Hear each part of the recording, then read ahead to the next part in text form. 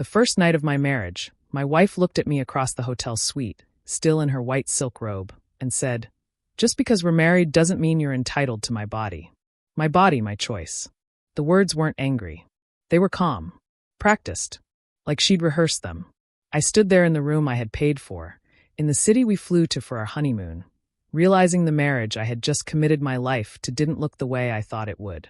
I hadn't demanded anything. I hadn't pressured her. I had barely reached for her hand. But she stepped back like I was crossing a line that hadn't existed until that exact moment. "My name is Callum Rourke. My wife is Delaney Mercer Rourke. We were together for 3 years before getting married. During those years, Delaney had always been affectionate, maybe not overly passionate, but warm. She talked about our future constantly. She wanted the wedding. She chose the venue. She insisted on the big ceremony in Savannah, Georgia. I paid for most of it because she said her savings were tied up. I didn't question it. I thought we were building something. That night, when she delivered that line, "My body, my choice," it wasn't about consent. It was about control. It was about drawing a line after vows had already been exchanged. I respected boundaries. I always had. But something felt off. Not because she didn't want intimacy that night, but because her tone wasn't nervous or uncertain. It was defensive, almost territorial. I had stepped into a contract I hadn't read carefully enough. Stick with me while I share my story, and if it touches you, don't forget to support our channel by hitting that subscribe button, dropping a like, and sharing it with the people you care about. I didn't argue. I didn't push. I said, "Of course," and went to sleep on the edge of the bed, staring at the ceiling while she scrolled on her phone with the brightness turned low. That was the first night I realized I might have married someone who had a completely different definition of marriage than I did. And it only got stranger from there. When we returned home to Raleigh, I told myself it was just nerves. Post-wedding stress. Adjustment period. I gave her space. Days turned into weeks. Every time I tried to initiate even the smallest physical closeness, holding her waist in the kitchen, brushing her hair behind her ear, she stiffened. Not violently. Just enough to remind me I was crossing an invisible boundary. "Don't make this about you," she would say. "I need time." Time for what? We had lived together for nearly a year before the wedding. We shared a bed. We shared routines.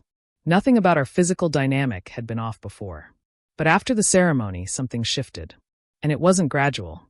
She stopped changing clothes in front of me, locked the bathroom door, started sleeping facing away from me every night. At first, I worried I had done something wrong. I replayed conversations in my head, wondered if I missed a red flag. But the more I paid attention, the more I noticed something else. Her phone habits changed. She used to leave it anywhere. Now it never left her hand. Screen tilted away. Password changed. And here's the part that made my stomach twist. She became unusually affectionate in public. Hand-holding, smiling, laughing at my jokes, posting framed photos in the house of us smiling at the wedding. It was like she wanted the world to see a happy marriage. Just not me. About 6 weeks into the marriage, I checked our joint account because a large transfer notification popped up. I wasn't suspicious, just confused. We had agreed to combine finances. That was her idea. Transparency builds trust, she said. The transfer was $18,000. Moved into a separate account under her name only. When I asked about it calmly, she didn't panic. She didn't stumble. She said, "It's just for personal security. My body, my choice also means my financial independence." That sentence hit harder than the first one. Because now it wasn't about intimacy. It was about exit planning. I asked why she needed financial independence from her husband 2 months into marriage. She rolled her eyes like I was being dramatic. "You're overthinking everything," she said. "Not everything is about you." But it was about me. The wedding had cost nearly $40,000, mostly from my savings. The honeymoon? Me. The new furniture she insisted on? Me. And now she was quietly carving out a safety net I hadn't agreed to. That's when I stopped being confused and started being careful. The truth didn't explode. It slipped. One night, Delaney fell asleep on the couch. Her phone buzzed on the coffee table. Normally I would never touch it. I believed in privacy. But something inside me, something that had been growing for weeks, told me to look. The screen lit up. A message preview from a name saved as Arden H. "Miss you already. Worth the wait. Worth the wait." My chest felt hollow. I didn't unlock the phone. I didn't scroll. I didn't need to. The phrase alone told me everything I had been refusing to connect. She wasn't withholding intimacy because she needed time. She was withholding it because it wasn't meant for me. Suddenly every boundary made sense. Every defensive phrase. Every financial transfer. She had married me with one foot already outside the door. And I was funding the exit.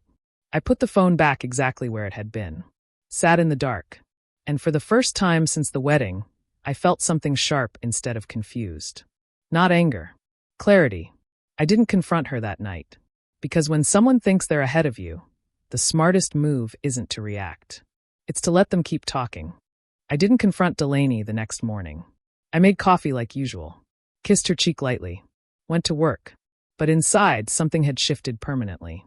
That message, worth the wait, echoed in my head all day. It wasn't flirtation. It wasn't casual. It implied a timeline. It implied planning. And the worst part, it implied patience. Someone had been waiting. And I had just paid for the wedding. That evening, I logged into our joint account again. I didn't accuse. I didn't mention the transfer. I just watched. Over the next week, I noticed smaller withdrawals.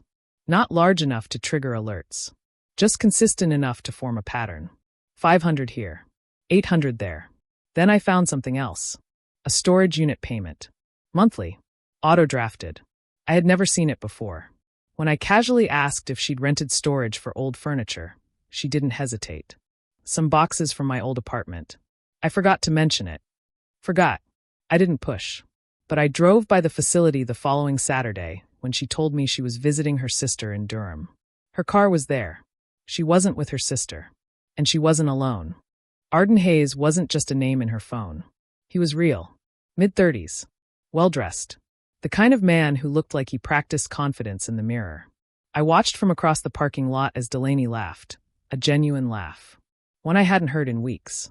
They hugged like they'd been apart too long. Not like coworkers. Not like acquaintances. Like something established. I didn't create a scene. I didn't step out of my car. I didn't film them. I just sat there and watched the truth breathe. The storage unit wasn't for old boxes. It was staging. Inside, from what I could glimpse when they opened it briefly, were suitcases. New ones. Still crisp. And several plastic bins labeled in her handwriting. She wasn't leaving emotionally. She was leaving physically. And slowly. The marriage wasn't cold because she was confused. It was cold because she was preparing to disappear. Once I understood that, my reaction changed. Outwardly, I became easier. More patient. More agreeable. I suggested we refinance the house, something she'd pushed for before the wedding. I told her I trusted her to handle paperwork since she cared more about the details. She lit up at that, because she thought I was still naive. What she didn't know was that I scheduled a private meeting with an attorney 2 days later. In North Carolina, abandonment and financial deception carry weight in divorce proceedings, especially when marital funds are diverted into undisclosed accounts. Especially when infidelity overlaps with financial preparation. I didn't need rage. I needed timing. Over the next month, I quietly separated certain assets legally under advisement. Moved inherited funds into protected accounts. Froze joint credit increases. Requested a forensic review through my attorney. I didn't accuse her. I let her continue.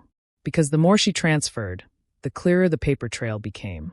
And Delaney loved paper trails. She just didn't realize they work both ways. The confrontation didn't happen at night. It happened on a Tuesday morning. I placed a manila envelope on the kitchen counter while she poured coffee. She looked at it casually. "What's that?" "Clarity," I said. Inside were printed bank statements, storage unit contracts, photos from the parking lot, and a draft separation agreement already filed with my attorney. She went pale. For the first time since the wedding, she didn't have a rehearsed line. I didn't yell. I didn't insult her. I didn't even mention Arden's name. I just said, "You were building an exit." I decided to finish it. Her voice trembled when she tried to speak. "You invaded my privacy." I nodded slowly. "And you invaded my trust." Silence settled heavy between us. She tried to pivot, tried to soften, tried to claim confusion. But there's something about documented truth that drains performance out of a room. "I won't fight you," I told her. "The papers protect both of us. Financially and legally. The funds you transferred are documented. The storage unit is documented. Everything is documented." She sat down slowly. The power dynamic had shifted completely. Not because I punished her. Because I stopped funding her illusion. I walked out that morning with my dignity intact. And for the first time since the honeymoon, I slept peacefully. What Delaney didn't understand about careful men is that when we finally stop arguing, we start calculating. After I filed the separation paperwork, the legal machinery began moving quietly but efficiently. My attorney subpoenaed financial records tied to the joint account transfers, and within 10 days, the undisclosed secondary account she had been feeding came into focus. It wasn't just savings for independence, it was coordination. Arden Hayes' name appeared connected to a lease application for a downtown condo, and the deposit for that lease traced directly back to the funds transferred from our marital account. When confronted legally, Arden folded faster than she did. He provided statements claiming he believed the money was hers alone. That single sentence destroyed the illusion they were building together. Because if it was hers alone, then why was my name on the originating account? Why were the transfers timed immediately after wedding gift deposits cleared? The narrative she had rehearsed, the one about confusion, about space, about needing time, collapsed under documentation. And the most brutal part wasn't the financial exposure. It was discovering Arden wasn't the romantic savior she imagined. The moment legal liability entered the picture, he distanced himself. Suddenly his calls slowed. Suddenly he wasn't as present at the storage unit. Because secret love thrives in shadows, not subpoenas. There's a specific shift that happens when someone expects you to chase them, and you don't. Delaney expected tears. Expected negotiation.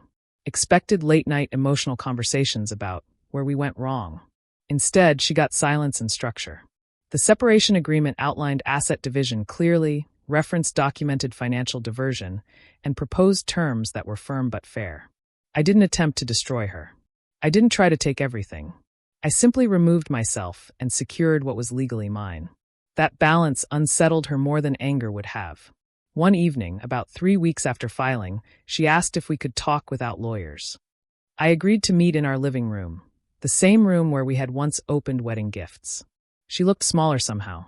Not physically, but emotionally exposed. "You're acting like I cheated you," she said carefully. I looked at her evenly. "You did." She tried to argue semantics, emotional confusion, timing, technicalities, but I stopped her gently. "You married me while preparing an exit strategy. That's not confusion.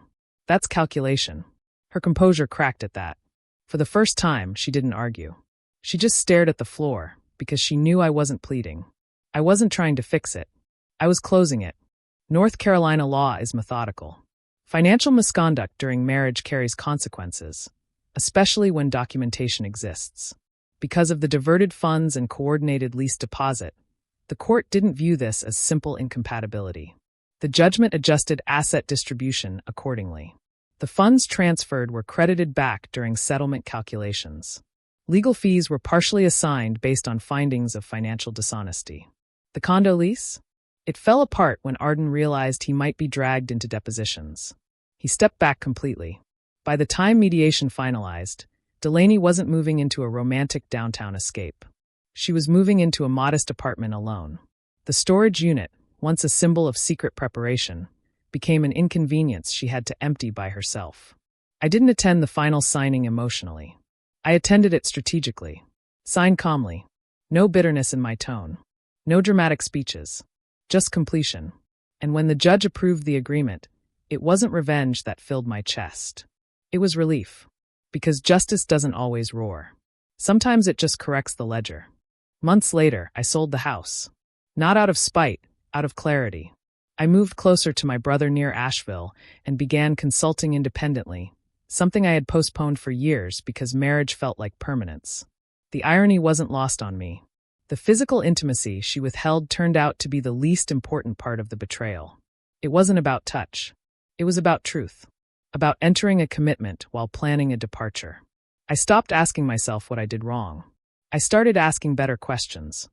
Why didn't I notice earlier? Why did I ignore inconsistencies because I wanted the image to be real? That reflection changed me more than the divorce did. And occasionally, through mutual acquaintances, I heard fragments about Delaney. Arden moved on. The condo never happened. The narrative she tried to build, the empowered clean break, never quite stabilized. Because when someone leaves through deception, they don't step into freedom. They step into instability. The last time I saw her was accidental, at a grocery store months later. She looked surprised. I nodded politely. No anger. No resentment. Just distance. And in her eyes, for a brief second, I saw something I hadn't seen before. Regret. Not because I ruined her life, but because I didn't beg her to stay. And that was the real revenge. Not punishment. Not humiliation. Just refusing to fund a lie with my dignity.